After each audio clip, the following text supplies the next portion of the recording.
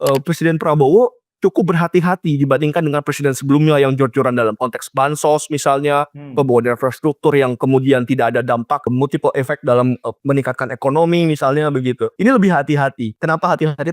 Itu tadi, Prabowo tidak kemudian mengambil jalan pintas dengan berhutang misalnya untuk MBG, tetapi efisiensi meskipun dikritik oleh kementerian lembaga. Ya tidak populer, tapi sejauh ini menurut kami ini bisa menjadi kebiasaan positif ke depannya.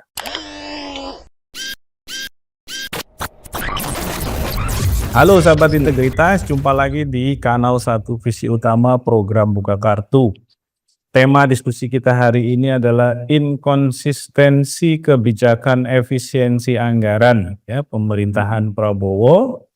Kita tahu bahwa efisiensi yang ditargetkan itu mencapai 306 triliun, KL, pemerintah daerah kena potong, ada yang enggak kena potong. Akan tetapi yang juga mengejutkan, beberapa institusi negara yang selama ini menjadi penyeimbang kebijakan eksekutif seperti misalnya MK juga akhirnya kena potong. Nah, yang publik belum sadar, apakah kebijakan tiba-tiba yang dilakukan atau diambil oleh pemerintahan Prabowo ini merupakan sesuatu yang tanpa dasar, atau apakah sebenarnya kebijakan ini juga merupakan akibat langsung dari strategi spending yang dilakukan oleh Jokowi selama 10 tahun periode kepemimpinannya. Nah, untuk mendiskusikan soal itu kita sudah ada narasumber istimewa, Bung Bulvino Guevarato. Nah, kita panggil saja Bung Vino. Bung Vino ini adalah manajer divisi hukum HAM dan Demokrasi ya dari Forum Indonesia untuk Transparansi Anggaran atau FITRA. FITRA ini adalah organisasi masyarakat sipil yang sangat concern dengan advokasi kebijakan publik terutama pada isu transparansi anggaran. Nah, kita sapa dulu Bung Vino. Bung Vino, apa kabar? Alhamdulillah baik. Selamat pagi Mas Adnan. Siap. Bung Vino, terima kasih sudah mampir di kanal kita. Nah, ini kita sama-sama coba kuliti sedikit ya. Kita coba rajut lagi kaitan antara kebijakan efisiensi yang mendadak. Ya, kenapa mendadak? Karena pengakuan dari beberapa KL yang mewakili mereka di RDP ya dengan dengan DPR itu salah satunya ada yang mengatakan loh kami itu kan juga nggak tahu kok tiba-tiba dipotong gitu ya, pemotongannya juga nggak ada diskusi, nggak ada kesepakatan, nggak ada agreement, dan kita harus mengurus sendiri sisa duit yang dialokasikan juga untuk yang semampu kita bisa alokasikan. Nah, ini kan perkara yang kemudian konfliknya seperti terbuka gitu ya antara kebijakan efisiensi dengan sikap KL. Tapi di luar itu yang ingin kita cek kembali, kebijakan ini seakan-akan tiba-tiba, akan tetapi mestinya ada jejaknya dong. Ya, ada jejaknya. Dan ini harus kita lihat dari cara atau kebijakan belanjanya era pemerintahan Jokowi yang membuat akhirnya ikat pinggangnya harus ditarik kencang gitu. Nah, Bung Vino, apakah Fitra juga melihat persoalan itu? Ya, kami juga melihat hal yang kurang lebih serupa, Mas Adnan ya, bahwa kebijakan yang muncul di tanggal 22 Januari kemarin itu bukan kebijakan tunggal yang dibuat oleh Prabowo, tetapi memang ini ada dampak dari pemerintahan sebelumnya. Kalau kita misalnya ingat dalam proses perencanaan penganggaran untuk APBN 2025 yang disahkan di bulan Desember, jadi Prabowo ini berangkat dengan kurang lebih persoalan anggaran minusnya kira-kira 1.500 triliun. Wow. Jadi ada sekitar 700 sekian triliun begitu untuk pembiayaan utang, jatuh tempo ada pembiayaan utang begitulah. Kemudian juga ada sekitar 616 triliunan itu akibat defisit anggaran.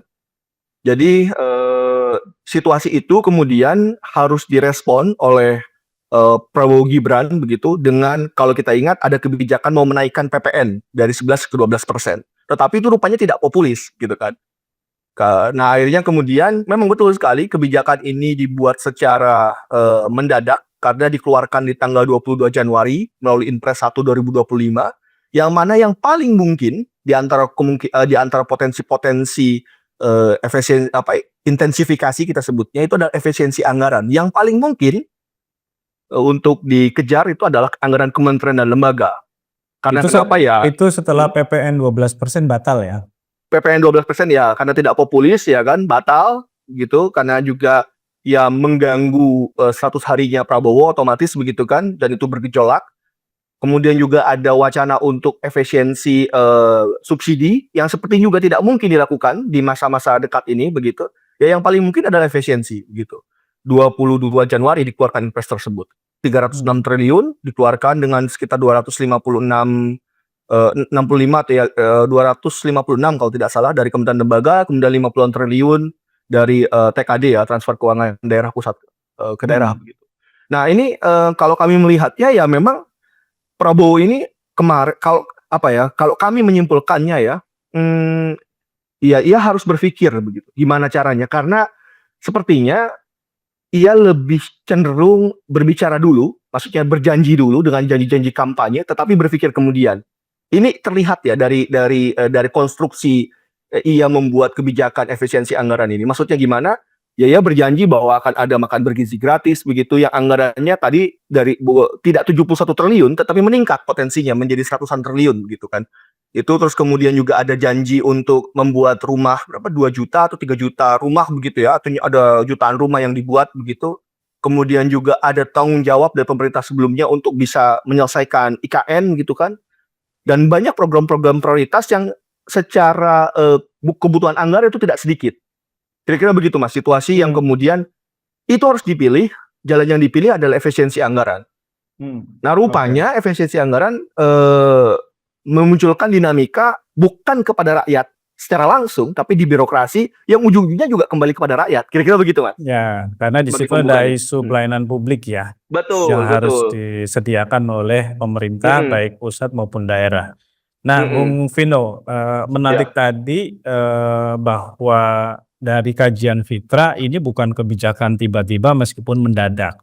Akan tetapi ini merupakan bagian dari pengorbanan atas strategi spending pada pemerintahan Jokowi yang melahirkan beban teramat besar. Ya, ada utang jatuh tempo, baik utang dalam negeri maupun luar negeri, yang nilainya tadi mencapai 700 triliun lebih gitu ya. Dan juga ada beberapa defisit yang terjadi pada tahun-tahun sebelumnya yang itu juga harus diantisipasi gitu ya. Nah, kalau kita merujuk kepada pola kebijakan dan gaya spending Pak Jokowi yang terkesan tidak mempertimbangkan kapasitas anggaran ya yang dimiliki oleh pemerintah, apalagi selama ini kan dirinya meyakinkan publik bahwa untuk IKN yang itu juga nilainya besar itu kan ada banyak investor dari luar negeri yang akan masuk. Dulu konsepnya itu adalah investment gitu ya dari private sector. Kita juga tahu ada proyek kereta Wus yang dulunya juga janjinya adalah investasi swasta ke swasta gitu ya, kan tetapi akhirnya APBN juga ikut serta dan sekarang kita diikat utang yang cukup dalam ya gitu ya oleh atau kepada pemerintahan Cina. Nah, apa sih yang harus dijadikan pelajaran ya oleh pemerintah hari ini? Karena yang juga kita cukup heran kan sebenarnya pengendali keuangan negara itu ada di Menteri Keuangan ya. Betul. Dalam hal ini kalau kita rujuk kepada menterinya ya masih sama nih. Ya, Menteri Keuangan pada era Pak Jokowi Sri Mulyani berlanjut lagi pada pemerintahan Prabowo gitu. Kok sepertinya Bung Vino ya, ini kok nggak ada alarm dari Menteri Keuangan gitu ya, yang kemudian akhirnya ya agak lost ini ya, atau bahkan lost doll ya, spending anggaran kita karena mungkin tidak sesuai dengan prediksi yang diharapkan gitu ya. Itu gimana Bung Vino? Apa lesson learn-nya yang itu bisa membuat Prabowo bisa menjadi lebih lebih strategik dalam menyusun kebijakan pembangunan yang itu tujuannya bisa untuk pemberdayaan ekonomi masyarakat, penguatan pertumbuhan ekonomi, sekaligus juga mencapai tujuan-tujuan pembangunan yang telah ditetapkan oleh RPJPN kita gitu. Oke, kalau kami melihat sih begini Mas, pertama Prabowo dalam konteks misalnya ingin mencari pendapatan memang tidak bisa hanya mengandalkan, potensi atau sumber-sumber yang sudah ada. Pajak misalnya PNBP yang sudah existing hari ini itu praktis tidak mungkin bisa diandalkan, otomatis butuh ekstensifikasi pendapatan. Ketika berbicara soal, membiayai kebutuhan-kebutuhan tadi. Banyak sektor-sektor yang selama ini, belum termaksimalkan, misalnya dalam konteks PNBP. PNBP kita ini banyak, loss potensial begitu, Mas. Fitra pernah menghitung contohnya di, Papua dalam konteks PNBP kehutanan, bisa 1 triliun yang hilang dari proses administrasi pendataan. Di tahun 2019 sampai 2022 kami ada riset soal bagaimana, potensial loss di sektor kehutanan itu kira-kira di tanah Papua itu 1 triliunan, dari hutan yang ditebang yang tidak masuk ke kas negara. Karena perbedaan, perbedaan mungkin penghitungan antara, SIPUH dengan si PNBP-nya KLHK dan Simponinya Kementerian Keuangan. Itu aspek teknis sekali sebenarnya begitu kan. Yang sebenarnya itu bisa coba untuk di-empowering begitu dengan berbagai skema dan berbagai mekanisme untuk bisa menjadi potensi pendapatan. Itu yang pertama, artinya perlu mencari ekstensifikasi pendapatan di luar sektor-sektor yang sudah ada, termasuk juga misalnya pajak karbon yang belum tergarap maksimal, pajak orang kaya dan sebagainya. Itu bisa menjadi sumber pendanaan di luar misalnya pendekatan hutang. Karena kalau kami melihat di Fitra itu hutang itu paling akhir dalam mencari dalam konteks pendapatan, Mas. Pertama intensifikasi, ekstensifikasi, terus kemudian bagaimana kemudian menjual aset misalnya begitu ketika memang tidak ada baru berhutang. Nah, kalau menjual aset mungkin juga tidak bisa dilakukan dalam situasi hari ini. Yang paling mungkin ada ekstensifikasi tadi. Nah, ekstensifikasi ini memang cenderungannya tidak populer di level elit. Karena memang yang terlibat dalam penghilangan potensi pendapatan itu levelnya level elit, Mas. Bukan di level akar rumput. Bukan Daripada masyarakat, kemudian ya. bukan masyarakat, betul kan? Ya mungkin kita semua sudah tahu lah siapa-siapanya begitu kan. Sudah membayangkan begitu kan kira-kira siapa aktor-aktor yang bisa terlibat di situ. Daripada kemudian misalnya mengotak-atik subsidi atau mungkin menaikkan pajak, jelas itu tidak akan populer, itu akan mengganggu stabilitas yang sudah ada. Nah, kembali ke misalnya dalam konteks efisiensi ini memang secara kebijakan tidak populer.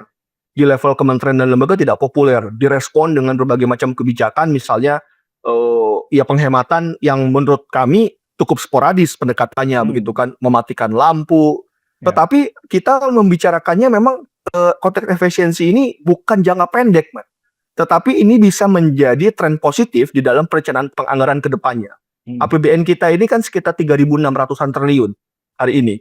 2.200-an triliun itu 2.700 triliun dipakai untuk pemerintah pusat. Begitu kan. Kementerian lembaga itu sekitar 2.100 triliun. Kalau itu diefisiensikan misalnya, yang mana kita juga Fitra sering mengkritisi, belanja kementerian lembaga, belanja di OPD itu cenderungnya tidak efisien. Ketika ini diefisiensikan memang sakit di awal, tetapi ini bisa menjadi tren positif.